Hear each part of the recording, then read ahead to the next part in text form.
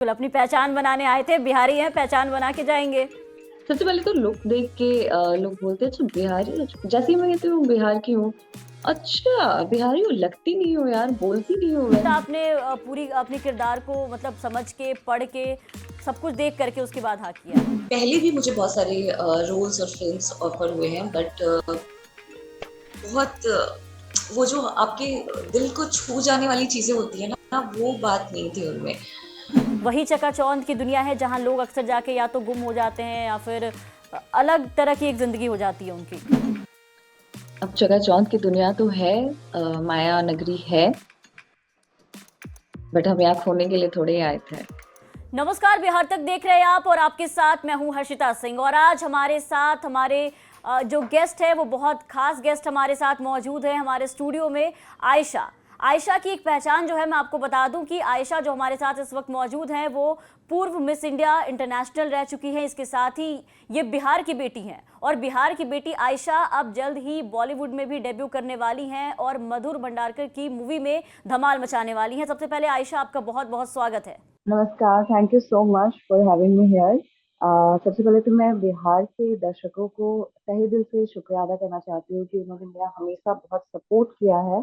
और मैं चाहती हूँ कि आज मेरी पहली फिल्म रिलीज हो रही है, इंडिया लॉकडाउन, जिसके जो निर्देशन है वो मधु भंडारकर सर ने किया है। तो मुझे बहुत सारा आशीर्वाद दीजिए और फिल्म को देखिए, और मैं चाहूंगी कि आप लोग के आशीर्वाद से मैं और भी आगे जाऊँ। आयशा आज हमारे साथ हैं। तो आयशा, सबसे पहले जो शुरुआत है वो हम आपकी जर्नी से करना चाहेंगे क्योंकि आप बिहार से आती हैं, बिहार की बेटी हैं।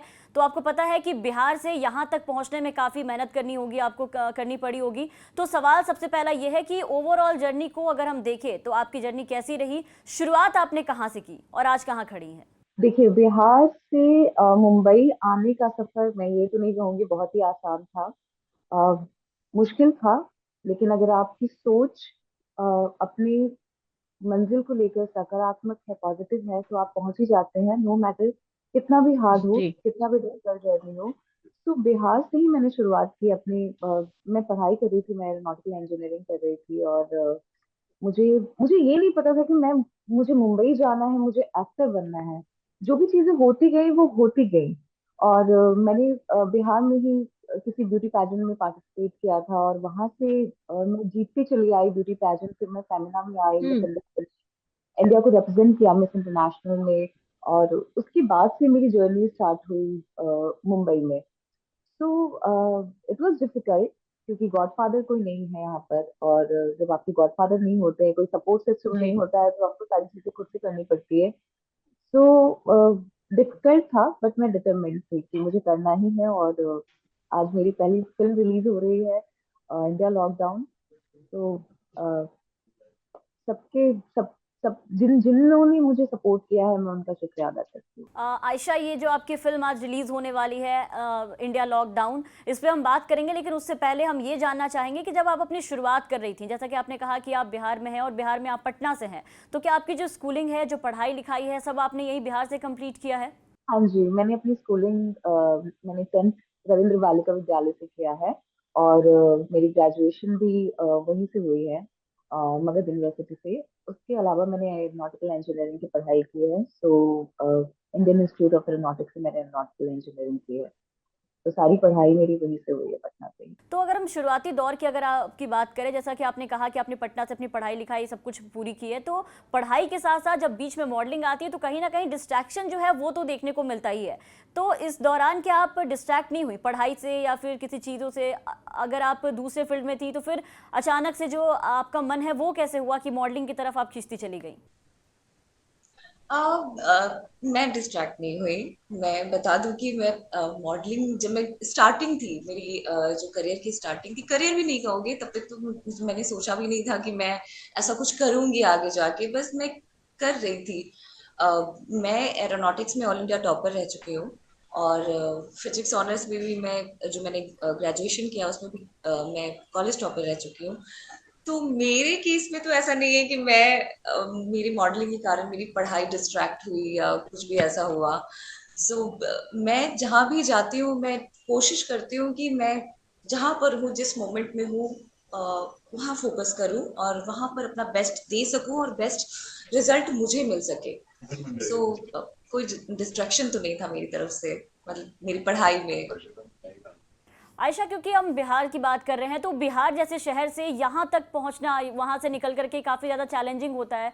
तो घर की अगर हम बात करें तो घर पे जब इस दौरान जब आप पढ़ाई के साथ बाकी चीज़ों को मैनेज कर रही थी, तो सबसे ज़्यादा सपोर्टिव कौन था ऐसा घर में जो एकदम बिल्कुल आपके साथ खड़े थे और हर वक्त हर डिसीजन में आपके साथ थे? मेरे पापा। मेरे पापा हर समय हर वक्त, चाहे मैंने पढ़ाई की बात की हो, चाहे मैंने इंजीनियरिंग की बात की हो, चाहे मैंने मॉडलिंग की बात की हो, चाहे मैंने मुंबई आने की बात की हो, मैंने पापा को बोला और पापा ने कहा बिल्कुल करो। सबसे पहले पापा आए, फिर कारवां जुड़ता गया, फिर मम्मी, फिर भाई बहन, फिर सारी सोसाइटी, फिर सब लोग। अ, लेकिन मुझे ऐसा लगता है कि बिहार जैसे शहर में जहां पर अभी चीजें हो रही हैं, मतलब डेवलपमेंट अभी शुरू हुआ है या हो रही हैं चीजें, जब मैं निकल के आई थी तब वहां की मानसिकता बहुत ही मतलब मुझे बहुत फाइट करना पड़ा सोसाइटी में। माँ बाप तो बिल्कुल सपोर्ट कर रहे थे, बट सोसाइटी जो होती है, आपके समाज होते हैं, जो आपके इर्द गिर्द लोग होते हैं, वही आपको सपोर्ट नहीं करते हैं। बट मेरे केस में मैं लकी थी कि मेरे घर वालों ने मुझे सपोर्ट किया। मेरे माँ, मेरे पापा ने सपोर्ट किया। और मैं चाहती हूँ कि जो भी बिहार में या जो भी छोटे शहरों में हैं लोग, अगर उनके बच्चे कुछ करना चाहते हैं तो उनके माँ पापा को बिल्कुल सपोर्ट करना चाहिए उनको, तभी जाके वो आगे बढ़ेंगे और तभी जाके वो उनके जीवन का जो टारगेट है, जो वो करना चाहते हैं, वो एक साहस के साथ करने की जो होती है ना, कि आपके घर वाले आपको सपोर्ट करते हैं तो आपको एक स्ट्रेंथ फील होता है। सो अगर घर वाले सपोर्ट करेंगे तो बच्चों को वैसा लगता है। तो जी। मैं इस चीज में लगी थी कि मेरे मम्मी पापा मुझे सपोर्ट किए हैं हमेशा, हर चीज में। तो पापा थे आपके घर में वो जो आपके साथ हमेशा खड़े थे, हर एक डिसीजन में उन्होंने सपोर्ट किया। और जनरली बेटियों का जो रिश्ता है वो अपने पिता से अगर देखा जाए तो ऐसा ही होता है कि एक पिता जो होता है अपनी बेटियों के लिए हमेशा से एक सुपर हीरो साबित होते हैं, कि मतलब हमेशा उनके हर सुख दुख में, हर एक डिसीजन में हमेशा साथ खड़े होते हैं। अब आयशा, आपके किरदार के बारे में बात करते हैं। आज आपकी फिल्म रिलीज होने वाली है, इंडिया लॉकडाउन। तो सबसे पहले तो हम चाहेंगे कि आप हमें और हमारे दर्शकों को बताएं कि इस पूरे मूवी में आपका क्या किरदार है। इंडिया लॉकडाउन में मेरा जो कैरेक्टर है वो एक कमाठीपुरा जो रेड लाइट एरिया है वहां पे काम करने वाली एक लड़की का है। क्योंकि हम लोग सभी लोग कोविड पेंडेमिक से जूझ चुके हैं, तो सबको पता है कि जो चीजें उस समय हुई थी हमारे लाइफ में, कोई बाहर नहीं जा सकता था, सबके काम बंद हो चुके थे, सब लोग बेरोजगार हो चुके थे। और काफी लोग अपने बड़े शहरों से, जहाँ वो रह रहे थे, वहां से छोटे शहरों की तरफ पलायन कर रहे थे। तो ये जो इंडिया लॉकडाउन है उसी टॉपिक पर है। जब फर्स्ट लॉकडाउन हुआ था हमारे कंट्री में, कि कैसे लोग बेरोजगार हो गए थे, पलायन कर रहे थे, तो और जो मैं कैरेक्टर प्ले कर रही हूँ वो कमाटीपुरा जो रेड लाइट एरिया है मुंबई में, वहाँ की एक वर्कर का है, सेक्स वर्कर का है। और कैसे उनकी दुर्दशा हुई थी उस समय, और कैसे उन्होंने अपने आप को संभाला था। अ, मेरा कैरेक्टर उस पर है। और आपके साथ के जितने भी लोग हैं, मतलब ओवरऑल कैरेक्टर और मूवी के बारे में अगर हम बात करें तो पूरी मूवी के बारे में हम चाहेंगे कि एक बार आप विस्तार से हमारे दर्शकों को भी पूरी जानकारी दें इस मूवी के बारे में, ताकि लोगों का भी इंटरेस्ट जागे और आज आपकी मूवी रिलीज होने वाली है, लोग जाएं और इसको देखें, बहुत सारा प्यार आयशा के ऊपर लुटाएं। हाँ, तो इस फिल्म का निर्देशन मधु भंडारकर सर ने किया है, जिन्होंने हीरोइन, सत्ता, फैशन जैसी फिल्में बनाई है। मेरे साथ के जो सह कलाकार हैं वो है प्रतीक बब्बर, साई तन्हानकर, श्वेता प्रसाद बसु और आहना कुंडा जैसे लोग हैं जिन्होंने इस फिल्म में काम किया है। और मैं इस फिल्म से इंट्रोड्यूस हो रही हूँ, डेफिनेटली मेरे लिए एक बहुत बड़ी अपॉर्चुनिटी है। और ये फिल्म कोविड पेंडेमिक के समय की दुर्दशा को दिखाता है। जैसे हम लोग सभी के लाइफ में पहली बार ऐसा एक्सपीरियंस हुआ था कि फ्लाइट बंद हो गई है, ट्रेन बंद हो गई है, हम लोग अपने घरों में रहने को मजबूर हो गए थे, कैसे लोग पलायन कर रहे थे, कैसे लोग बेरोजगार हो गए थे, कैसे लोग अपने ही घर में पिंजरे में कैद हो गए थे, जेल की तरह। सो उस समय की लाइफ को ये फिल्म टच करती है। और उस समय की जो हमारे लाइफ में चीजें हुई थी, उन चीजों के बारे में यादें ताजा करती हैं। सो मैं चाहती हूँ कि सारे लोग इस फिल्म को आज रिलीज हो रही है Z5 पर, OTT पर, आप लोग देखिए और प्लीज आप लोग आशीर्वाद दीजिए। और मैं चाहूंगी कि आप लोग के आशीर्वाद से मैं और आगे बढ़ूं और बिहार का नाम और रोशन करूं। आयशा, कोविड की बात करें, क्योंकि आपकी जो मूवी है ये जो लॉकडाउन, वो पूरी तरीके से एक लॉकडाउन पे जो जीवन लोगों ने जिया, काफ़ी नई चीज़ें थी लोगों के लिए, बहुत ही भयानक मंजर भी था। तो अगर आपकी बात करें हम, तो उस दौरान आप क्या कर रही थी? मैं एक्चुअली मुझे बिलीव ही नहीं हो रहा था जब मैं मुंबई में ही थी। मैं मुझे बिलीव ही नहीं हो रहा था कि फ्लाइट वगैरह बंद हो जाएगी और ट्रेन बंद हो जाएगी। मैं शूटिंग में बिजी थी। सो जब सब लोग जाने लगे अपने घर, तो सब लोगों ने, मेरे दोस्तों ने मुझे भी कहा कि तुम भी पटना चली आओ, तुम क्या कर रही हो वहां पर। बट मुझे ऐसा लगा कि भाई आज तक की अपने लाइफ में मैंने ये नहीं सुना है कि फ्लाइट बंद हो सकती है। तो मैंने कहा यार मैं चली जाऊंगी, परेशान। जी बिल्कुल, ये काफ़ी अलग था एक्सपीरियंस। अगर हर लोगों की बात करें तो पूरे देश के लिए ही बहुत ही अलग एक्सपीरियंस रहा ये। Right, right. तो मैंने नेक्स्ट डे की टिकट ली थी, 2 दिन के बाद ली थी एक्चुअली। जिस दिन लॉकडाउन हुआ था उसी दिन की टिकट ली थी। फ्लाइट जिस दिन बंद हो गई, तो मुझे नहीं पता था कि कल होके लॉकडाउन हो जाएगा। तो मैंने आज टिकट ली और कल लॉकडाउन अनाउंस हो गया और फ्लाइट सारे कैंसिल हो गए। सो मैं आराम से बैठी थी और मैं नेक्स्ट डे पैकिंग वैकिंग करके मैं निकलने वाली थी, तब तक अनाउंसमेंट आ गई कि फ्लाइट बंद हो गई है सारी की सारी। और मैं यहाँ रहने को मजबूर हो गई थी अपने ही घर में, मुंबई में अकेली। तो मैं बिल्कुल अकेली थी यहाँ पर। और आई थिंक मार्च में हुई थी लॉकडाउन अनाउंस, और फिर मैं 2 महीने तक बिल्कुल मैं अपने ही घर में कैद थी यहाँ पर। आयशा, इंडिया लॉकडाउन में जो आपका किरदार है, अगर इसकी हम बात करें तो ये मूवी में आप किस तरीके से पहुंची, यहाँ तक कैसे पहुंची आप इस मूवी तक, और कैसे ऑफर किया गया? और जब आपने स्क्रिप्ट देखा तो इसमें क्या अच्छी चीज़ आपको लगी, और क्या देख करके, मतलब स्क्रिप्ट पढ़ते ही आपने कैसे इसको हाँ किया इस मूवी के लिए? ये पहला आपका बॉलीवुड डेब्यू होने वाला था, क्या ये एक रीज़न था जिसकी वजह से आपने सीधे सीधे हाँ किया, या फिर आपने पूरी अपने किरदार को मतलब समझ के, पढ़ के, सब कुछ देख करके उसके बाद हाँ किया? पहले भी मुझे बहुत सारे रोल्स और फिल्म्स ऑफर हुए हैं, बट बहुत वो जो आपके दिल को छू जाने वाली चीजें होती है ना, वो बात नहीं थी उनमें। लेकिन जब ये फिल्म इंडिया लॉकडाउन मुझे पता चली कि मैं एक्चुअली मधुर सर से मैं उनको बोला मैंने कि सर मैं आपको असिस्ट करना चाहती हूँ फिल्म के लिए, क्योंकि मुझे पता था कि मैं अभी, क्योंकि न्यू हूँ मैं यहाँ पर, मैं न्यू थी वहां उस समय। सो मैंने सर को बोला कि मैं असिस्ट करना चाहती हूँ सर, और अगर आप चाहे तो मुझे असिस्टेंट डायरेक्टर रख सकते हैं। तो उन्होंने कहा कि नहीं, आप एक काम करो, आप डायरेक्टर बनना है आपका एम। मैंने कहा नहीं, तो आप एक काम करो, हमारी फिल्म में एक छोटा सा रोल है, आप वो कर लो अगर आपको उचित लगे तो मैंने कहानी बाद में सुनी, क्योंकि मुझे पता था कि लॉकडाउन के ऊपर कहानी है। तो मैंने कहानी बाद में सुनी और मैंने पहले हाँ कर दिया कि चलो मैं करूंगी ये फिल्म, क्योंकि मुझे ये सब्जेक्ट बहुत ही हार्ट टचिंग लगी। और हाँ करने के बाद मैंने अपने कैरेक्टर स्केच को सुना, जो भी मेरा कैरेक्टर था इसमें, और फिर मैंने फिल्म साइन करी। जी। अब पटना से मुंबई की तरफ निकलना और फिर मुंबई में जा कर के अपनी एक अलग पहचान बनाना, तो कितना मुश्किल भरा रहा ये पूरा सफ़र आपका? बहुत मुश्किल बहुत मुश्किल। मुंबई की अगर हम बात करें, क्योंकि सपनों की नगरी उसको कहते हैं कि लोग वहाँ जाते हैं, छोटे शहर से खास करके जब लोग निकलते हैं तो एकदम कई सपने जो हैं वो आंखों में लेकर के निकलते हैं, लेकिन उसको पूरा कर पाना एक बहुत बड़ी चुनौती होती है लोगों के सामने, क्योंकि मुंबई एक ऐसी जगह है, सपनों की नगरी है, जहाँ हर कोई अपने सपने देख रहा है और उसको पूरे करने के लिए वहाँ जाते तो हैं, लेकिन पूरे बहुत कम लोगों की हो पाती है। और जिस इंडस्ट्री से आप आती है वहाँ तो खैर लोगों को बहुत मुश्किल से मौका मिलता है। तो कैसे ये सफर कैसा रहा आपका, और कैसे भीड़ के बीच में अपनी पहचान बनाई आपने? जैसे 32 दांत के बीच में एक टंग होती है ना आपकी, आपको वैसे। जी जी जी, बिल्कुल। सो हाँ बिल्कुल, ये बिल्कुल करेक्ट है कि अगर आप छोटे शहरों से आते हो तो पहले तो आप खुला, आपका जो, आपकी जो मेंटालिटी होती है ना वो अलग होती है।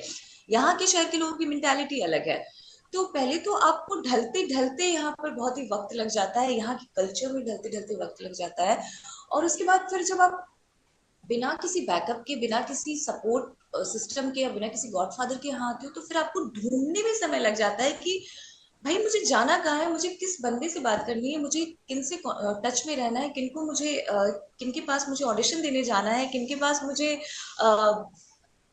काम के लिए जाना है, क्योंकि कायदे से अगर बात करें तो 20 या 25 लोग ही है जो यहाँ पर आपको काम देंगे या आपके साथ काम करेंगे, लेकिन बाकी जो लोग हैं वो क्यों है, क्या कर रहे हैं, वो आपको समझते समझते बहुत समय लग जाता है। सो वो बहुत ही मुश्किल होता है, ना कि मेरे लिए ही नहीं, सारे लोगों के लिए जो न्यू कमर आते हैं यहाँ जी पे बिल्कुल। दूसरे शहरों से। तो हम्म। मुंबई को समझना अपने आप में एक कला होती है मुझे लगता है, और उसके लिए वक्त चाहिए, और वक्त तो आपको देना पड़ता है, जिसके लिए बहुत ही पेशेंस रखना पड़ता है अपने अंदर। आप डेस्परेट हो गए तो फिर कुछ नहीं हो सकता है। आयशा, कॉलेज की अगर हम आपकी बात करें तो कॉलेज के दौरान जब आप पढ़ाई लिखाई कर रही थी तो अचानक से ये ध्यान भटका कैसे, और कैसे आपके मन में आया कि नहीं, जो आप कर रही हैं उसको छोड़ करके सीधा मॉडलिंग की तरफ जाना चाहिए? नहीं, मैंने कभी किसी चीज को छोड़ा नहीं है, मैंने अपनी पढ़ाई पूरी कंप्लीट करी है, और हम्म। कंप्लीट करने के बाद जब मैंने इंजीनियरिंग कंप्लीट कर ली, ऑफ कोर्स मैं लास्ट ईयर में थी। सो तब मैंने फेमिना के लिए अप्लाई किया था, मिस इंडिया के लिए अप्लाई किया था, और uh, वो कहते हैं ना, जो चीजें किस्मत में हो वो चीजें होती चली जाती है, तो होती गई। बिल्कुल बिल्कुल। मैंने मुंबई आके भी पढ़ाई छोड़ी नहीं, मैं मुंबई आके भी मैं पढ़ती रही और एग्जाम्स देती रही। सो कभी भी मैंने एक चीज को दूसरी चीज से कनेक्ट नहीं किया कि मुझे मुंबई में रहना है तो मैं पढ़ाई नहीं करूंगी, या मुझे पढ़ाई करना है तो मैं मुंबई में नहीं रहूंगी। तो मुझे लगता है कि अभी भी वहां, अगर मैं आपको अपना फोन पलट के दिखाऊं तो वहां पे बुक्स रखे हैं, मैं पढ़ ही रही थी थोड़ी देर पहले उठ के। बट मैंने कभी किसी चीज को एक दूसरे के कारण छोड़ा नहीं है, और मैं आगे भी पढ़ती रहूंगी अगर मुझे मौका मिलता है, मेरा कुछ इंटरेस्ट होता है तो। और मैं सबको कहना चाहती हूँ, जो भी लोग इस फील्ड में आना चाहते हैं, एंटरटेनमेंट इंडस्ट्री में आना चाहते हैं, तो मैं उनको कहना चाहूंगी कि आप अपनी पढ़ाई कंप्लीट करके आइए। ऐसा नहीं कि मतलब मुंबई आना है तो फिर जी। पढ़ाई नहीं करेंगे, और या पहले मुंबई चले जाएंगे बाद में आके पढ़ लेंगे। कंप्लीट कर लीजिए, क्योंकि यहाँ आने के बाद चीजें बहुत बदल जाती है, और हर कोई आशा एमन नहीं होता कि साथ में पढ़ाई भी करते रहे और ये भी करते रहे। बिल्कुल बिल्कुल। तो आयशा, मुंबई जाने के बाद आपने सवाल सुना मेरा कि सबसे बड़ा चैलेंज आपके सामने क्या था? पटना से मुंबई जाने के बाद आसपास की चीज़ें बिल्कुल बदली बदली सी होंगी, साथ में कोई गया या फिर आप अकेली वहाँ पर पहुँची थी? उसके बाद आपने कैसे शुरू किया वहाँ पर, किस तरीके से आपने चैलेंज फेस किया? और एक तो जब बिहार से लोग जाते हैं तो जनरली ऐसा सुनने को भी मिला है इंडस्ट्री से भी और भी जगह कि एक बिहारी शब्द कह करके, या फिर बिहार से होने के बाद आपको कहीं कुछ ऐसा फेस करने को मिला कि नहीं, वो मौका नहीं मिल पा रहा है, या वो मौका मिलने के बाद छिन जा रहा है आपसे, कुछ काइंड ऑफ ऐसी कोई चीजें? अम, सबसे पहले तो आपने पूछा कि मैं मुंबई अकेले आई थी। हाँ, मैं मुंबई जी जी। अकेले आई थी। और यहाँ आने के बाद आप पहली बार आ रहे हो, मैं बिहार से पहली बार मुंबई आई थी, तो आप पहली बार जब आ रहे हो तो आपको कुछ पता ही नहीं है कि क्या है, क्या नहीं है, क्या करना क्या है। सो आई वॉज ब्लैंक। बाद में चीजें होती गई तो मैं उसके साथ चलती गई। बट समझ में नहीं आता, जैसा कि मैंने पहले भी मेंशन किया आपको कि आपको मुंबई समझने में बहुत समय लग जाता है जब आप बिहार जैसे शहर से आते हो। तो आप एक्सपेक्ट करते हो कि सारे लोग आपके जैसे हों, बट वैसा नहीं होता। और अ, सीखी मैं यहाँ पर आके सारी चीजें जो भी थी। मैं हम्म। डिटेल्स में तो नहीं बता पाऊंगी सारी चीजें, बट हाँ, मुश्किल तो रहा, ऐसा नहीं है कि मुश्किल नहीं रहा। और बिहारी टैग होना एक अपने आप में पहले तो मैं लड़ाई करने लगती थी लोगों से कि ऐसे क्यों बोल रहे हो, बिहारी हो तो क्या हो गया। बट धीरे धीरे मैंने समझा बातों को, और मैंने कहाँ कहाँ ये जो परेशानी आई बिहारी शब्द को लेकर के, क्योंकि जितने भी बिहारी हैं जब भी बाहर जाते हैं, भले गर्व से कहते हैं हम कि हाँ गर्व से कहो हम बिहारी हैं, लेकिन बाहर जाने के बाद कहीं ना कहीं ये दिक्कत तो आती है। और जनरली लोग जो हैं जब ऐसा कहते हैं तो वो अपनी पहचान जो है वहाँ पे स्थापित करके आते हैं, लोगों को बता के आते हैं, कई बार लड़ भी जाते हैं, जैसा कि आपने भी कहा कि कई बार तो मैं लड़ भी गई लोगों से इस चीज़ के लिए। तो कहाँ कहाँ ऐसी चीज़ें आपको सुनने को मिली, और कहाँ कहाँ लोगों ने, मतलब किन किन चीज़ों में लोगों ने आपको ये कहना शुरू किया? सबसे पहले तो लुक देख के लोग बोलते हैं अच्छा बिहारी, जैसे ही मैं कहती हूँ बिहार की हूँ, अच्छा, बिहारी हो, लगती नहीं हो यार, बोलती नहीं हो वैसे। जी, ये जो समस्या है ना, ये समस्या सभी के साथ है मुझे लगता है कि मतलब लोगों के दिमाग में आयशा अगर मैं गलत होंगी तो आप मुझे करेक्ट करना कि लोगों के दिमाग में ना एक अलग ही परसेप्शन बन चुका है कि अच्छा बिहार के लोग पता नहीं क्या परसेप्शन है, कैसे दिखते होंगे, क्या होंगे क्योंकि जब भी लोग ये पूछते हैं ना कि अच्छा बिहारी हो, लगते तो नहीं हो, ये सवाल ज़रूर आता है। और इस टोन के साथ ना उनका एक टॉन्ट होता है कि अच्छा बिहारी हो मतलब कि ऐसा है कि हम हाँ। लोग र को ड़ा ही बोलेंगे, हम लोग र को रा बोल दिए तो भाई। बिल्कुल, उसके बाद लोग आपके र, ड़, श, श सब कुछ चेक करने लगते हैं। राइट। तो पहले तो मैं झगड़ा करने लगती थी कि ऐसे क्यों बोल रहे हो, ऐसे क्या हो गया। फिर मुझे समझ में आया, अच्छा अच्छा ये तो इनका है ही, ये तो बोलेंगे ही। लेकिन फिर धीरे-धीरे मैंने अपने काम से लोगों को प्रूव करना शुरू कर दिया। फिर लोग जब मैं बोलती हूँ कि मैं बिहार से हूँ, तो उनको भी लगता है कि अरे वाह! क्या बात है, अच्छा बिहार से हो। लेकिन हाँ, एक परसेप्शन है यहाँ के लोग या कहीं पे भी, यहाँ ही नहीं कहीं पे भी चले जाओ, अगर बिहारी बोलो तो उनके दिमाग में ना कुछ बना हुआ है कि शायद बिहारी ऐसे दिखते हैं। वो इंडियन नहीं है, वो इंसान नहीं है, वो एलियन है कुछ, या फिर कुछ एक अलग ही परसेप्शन बना रखा है उन्होंने अपने मन में कि अच्छा बिहारी है तो मतलब ये ऐसे कलर के होंगे या ऐसे बात करते होंगे या ऐसे दिखते होंगे या ऐसे चलते होंगे। तो जब आप बोलो कि मैं बिहार से हूँ तो अच्छा आप बिहार से हो? अच्छा लगता ही नहीं है भाई। बिल्कुल, ये बिल्कुल सही कहा आपने क्योंकि आम तौर पे जितने भी बिहारी हैं वो क्योंकि मैं भी बिहार से हूँ या आस-पास के जितने लोग बिहार से हैं, जब भी हम बाहर जाते हैं तो पता नहीं लोगों के मन में एक परसेप्शन तो है। भगवान जाने वो कौन-सा परसेप्शन है और कौन-सी इमेज उन्होंने बिहारियों की बना रखी है, लेकिन ये तो है कि लोग ऐसे बोलते ज़रूर है कि लगते नहीं हो, दिखते नहीं हो, बात करने से तो नहीं लगता कि तुम बिहारी हो। और ये चीज़ें आयशा भी हमारे साथ है, उन्होंने भी फेस किया मुंबई जा कर के। राइट। तो फेस तो इसके करना अलावा पड़ता आयशा है। हाँ बिल्कुल। तो बाद में फिर लोगों के जो दिमाग है वो चेंज होते हैं उसके बाद लोग बिहार को ना एक अलग नज़रिए से देखना शुरू करते हैं कि नहीं अब परसेप्शन हमारा चेंज हो रहा है मतलब बिहार ऐसा नहीं ऐसा होगा फिर वो एक नए बिहार से मिलना शुरू होते हैं बिल्कुल उनका तो हम आपके चैलेंज के बारे में बात करते हैं कि क्या क्या चैलेंजेस थे जब आप बिहार से मुंबई पहुंची तो कि सबसे बड़ा चैलेंज क्या था आपके लिए कि यार इसको मतलब कैसे भी पार करना है यहाँ से। अ, मैंने कभी किसी चीज़ को ऐसे चैलेंज के रूप में नहीं लिया अपने लाइफ में कि ये मेरे लिए चैलेंज है। लेकिन हाँ, मैं लगी हुई थी कि स्टार्टिंग में मुझे ये नहीं पता था कि मुझे एक्टर बनना है या हम्म। मैं बन ही जाऊँगी। मुझे ये नहीं पता था कि मुझे फ़िल्में करनी है। अ, चूँकि मैं बहुत छोटी थी तब मैं यहाँ पर आई थी और ऐसा कोई हम्म। गाइडेंस नहीं था कि मुझे कोई ऐसा गाइड कर दे कि हाँ, तुम अब एक्टर बन जाओ या तुम अब है ना कि अब तुम वर्कशॉप्स कर लो और तुम एक्टिंग में ध्यान दो। तो ऐसे कोई लोग नहीं थे वहाँ पर, यहाँ पर मुझे गाइड करने के लिए। सो सबसे बड़ी चैलेंज तो मेरे लिए जो आप पूछ रही हैं, तो सबसे बड़ी चैलेंज मेरे लिए यही रही होगी उस समय, जैसा मैं सोचती हूँ कि मैं यहाँ पे सस्टेन कैसे करूँ? मैं यहाँ पर हम्म। सर्वाइव कैसे करूँ? मतलब जैसे मैंने बोला कि 32 दाँतों के बीच में एक हमारी टंग होती है, एक जीभ होती है, अ, वैसा माहौल था यहाँ पर मेरे लिए और बस होते गई चीज़ें मतलब मैं क्या बताऊँ डिटेल में आपको। सस्टेन करना, सर्वाइव करना, यहाँ पर रह के, यहाँ के लोगों के साथ काम करना, मुंबई शहर को समझना, आई थिंक वो बहुत बड़ी चैलेंज होती है और जिस दिन आप ये कर लेते हो, उस दिन आपकी आधी हम्म। जीत तय हो जाती है। बिल्कुल बिल्कुल सही कह रही हैं आयशा आप और अगर हम बॉलीवुड की बात करें तो ये एक माया नगरी कहा जाता है कि एक माया नगरी है लोग जब यहाँ जाते हैं तो लोग किसी और दुनिया में जाने लगते हैं मतलब लोगों का ऐसा कहना है हमेशा आमतौर पर देखिए कि बॉलीवुड के बारे में एक परसेप्शन जो है ये भी है कि चकाचौंध की दुनिया में लोग जो है ना कहीं खोने लगते हैं तो जब आयशा पहली बार इस इंडस्ट्री में आई आयशा जब लोगों से मिली तो आयशा ने क्या महसूस किया क्या फील किया इस इंडस्ट्री के बारे में क्या ये वही चकाचौंध की दुनिया है जहां लोग अक्सर जाके या तो गुम हो जाते हैं या फिर अलग तरह की एक जिंदगी हो जाती है उनकी। अब चकाचौंध की दुनिया तो है, माया नगरी है, बट हम यहाँ खोने के लिए थोड़े ही आए थे। हाँ बिल्कुल अपनी पहचान बनाने आए थे बिहारी हैं पहचान बना के जाएंगे। पहचान बना के जाएँगे, हम यहाँ खोने के लिए नहीं आए थे, ये बात बहुत अच्छे से पता है कि माया नगरी है। चीजें रहेंगी, आपको फेस करना है। जो फेस करेगा, जो फेस करके आगे निकल जाएगा, वही रुक पाएगा यहाँ पर। अदरवाइज तो अगर आप जाल में फंस गए, माया है तो फिर जाल भी है, तो फिर अगर फंस गए तो आप वहीं पे खत्म हो जाओगे, तो सस्टेन नहीं कर पाओगे। तो ये बात मुझे बहुत अच्छे से पता थी।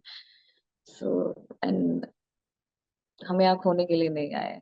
जी बिल्कुल। बिहार कब लास्ट आना हुआ आपका? मैं लास्ट मंथ ही आई थी किसी काम से, और मैं फिर आने वाली हूँ। बिहार को कितना मिस करती हैं आप मुंबई में रह के? बहुत बहुत। आई मीन मुझे जब भी टाइम मिलता है मैं पटना चली जाती हूँ, और